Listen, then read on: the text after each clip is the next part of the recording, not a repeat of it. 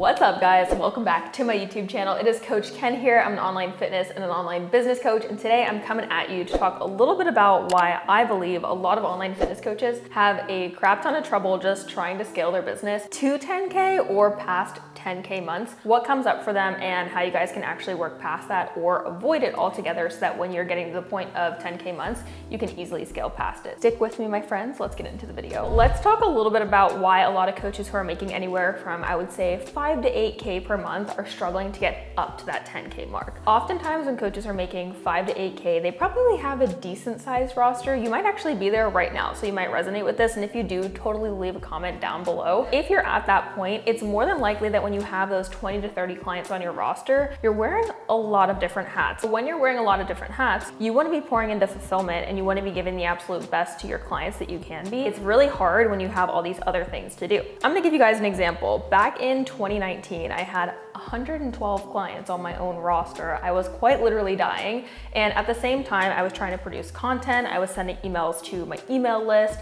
I was running challenges, and I was trying to get through 112 check-ins throughout the week. And I was dying. I felt like it was just a never-ending race. It's kind of like crabs in a bucket. As I would get 10 clients on, 10 clients would fall off because I wasn't able to retain the clients that I currently had because it was hard getting on retention calls. It was hard even fulfilling the bare minimum that I needed to be doing for my clients. I couldn't really pour into them the way that I wanted to. And the weeks that I did focus more on fulfillment, and I know that if you have struggled with this, you know how I feel. But if you are really pouring into fulfillment, it's less likely that you're doing content. Not doing content, not getting sales calls. So it was like one week I had 15 sales calls and the next week I had 0. It was just going back and forth, and it was this really awful oscillating cycle. Now, like I said, if you've been there, you know exactly what I'm talking about. Can you imagine with 100 clients, right? That's a lot of people, but now even having 30 to 40 clients might be super tough because Instagram or whatever platform you're using usually requires you to do things like outreach. Back then, I was only relying on inbound leads. You have even more to be doing nowadays with just the level of competitiveness that we have in this space. So if you're struggling with this, the number one thing I'm gonna say is if you're at the 5 to 8K range mark in your business, it's really, really crucial that you start building up a community and start really honing in on different systems that allow for you to have just kind of passive fulfillment, right? So how can you deliver to your clients without you always having to be super involved or having you have to be in there one-to-one with them all the time? So you wanna have systems in place that you have really solid deliverables, and you wanna have some of the fulfillment just outsourced through those systems.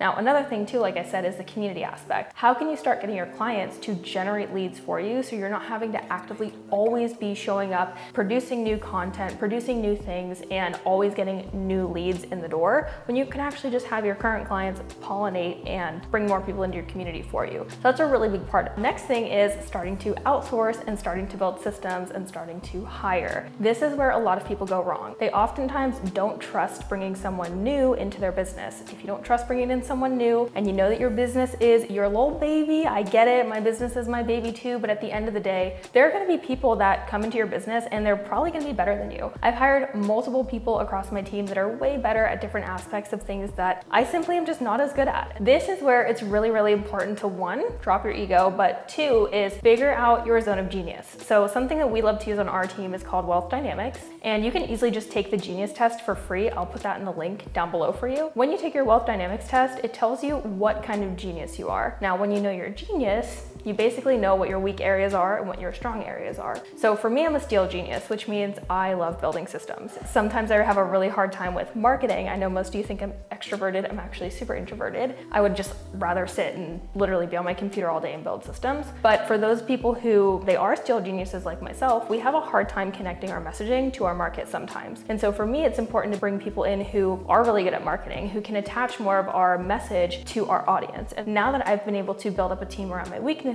and drop my ego, I have more support than ever. We're signing more clients than ever. We have a sales team. If you can just start by slowly bringing in hires, that's gonna help you be able to buy back more time so you can focus on what it is that you do best that's gonna help you with scaling. So if you're stuck in that oscillating cycle, here's the first thing that I really recommend that you start to do. One is focus on how you can just outsource different things or put in more deliverables to your business that are gonna make it easier for your clients clients to just make more success. Second is focus on how can you just pollinate within your community. Does it mean having a referral system? Does it mean asking your clients for referrals more frequently, incentivizing them with different bonuses or having challenges to just create more of a group and more of a community? That's a really big aspect of it. And then 3 is ask yourself, is it time to start making a hire? Do you need to pull someone into your business that's going to help you, that's going to support you so that you can take just more time to pour back into the actual growth of your business and not get stuck inside of it so much? Like I said, if you guys are struggling with this, if you're at that 4-figure a month mark and you want to get to the 5-figure a month mark, all you have to do is implement these small, easy things, but don't get caught up in the way that I was caught up.